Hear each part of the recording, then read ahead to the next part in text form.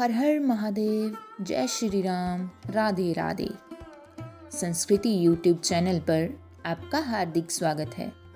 अगर आपको हमारी वीडियोस अच्छी लगती हैं तो हमारे चैनल को सब्सक्राइब करना ना भूलें और हमारी यूट्यूब फैमिली का हिस्सा ज़रूर बनें।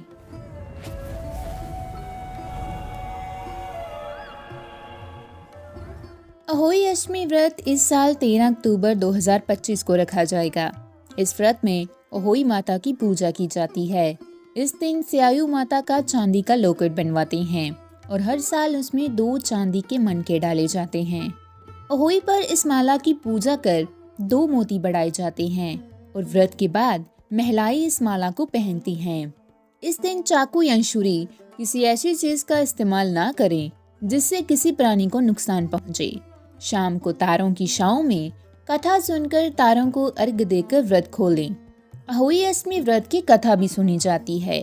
कथा पढ़ने के बाद आखिर में प्रार्थना करनी चाहिए कि जैसे माता ने उसके संतान की रक्षा की वैसे सभी की रक्षा करें।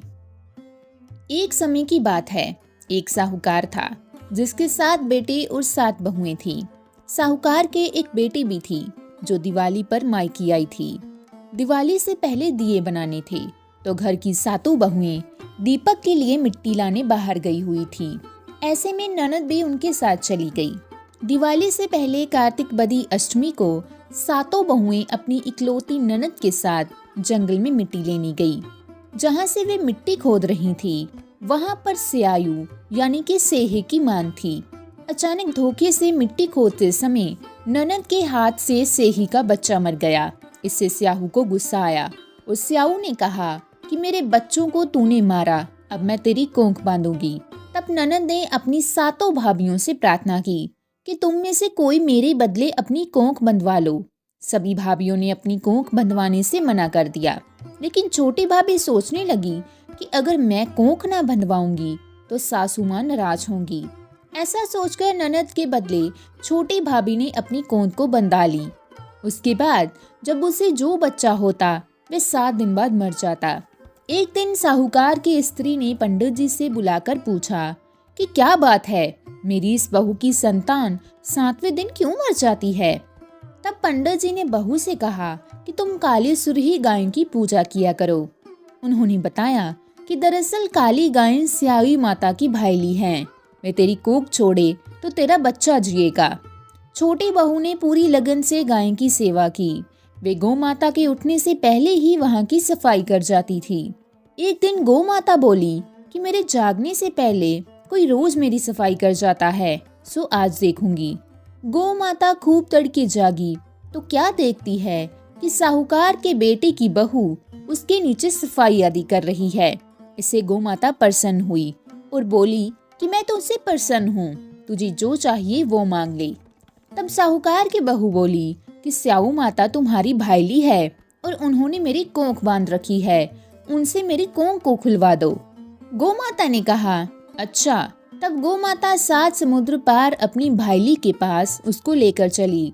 रास्ते में कड़ी धूप थी, इसलिए दोनों एक पेड़ के नीचे बैठ गईं। इतने में वहाँ एक सांप दिखाई दिया। उसी पेड़ पर गरुड़ पंखनी के बच्चे थे। सांप गरुड़ पंखनी के बच्चे को मारने लगा।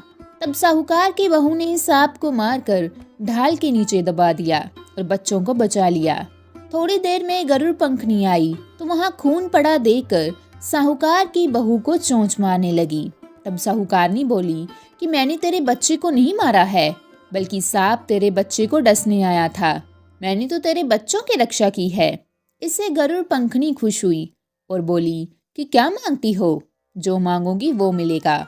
वे बोली 7 समुद्र पार स्यायु माता रहती है, मुझे तो उसके पास पहुंचा दे। तब गरुड़ पंखनी ने दोनों को अपनी पीठ पर बिठाकर स्यायु माता के पास पहुंचा दिया। स्यायु माता उन्हें देखकर बोली कि आ बहन, बहुत दिनों बाद आई।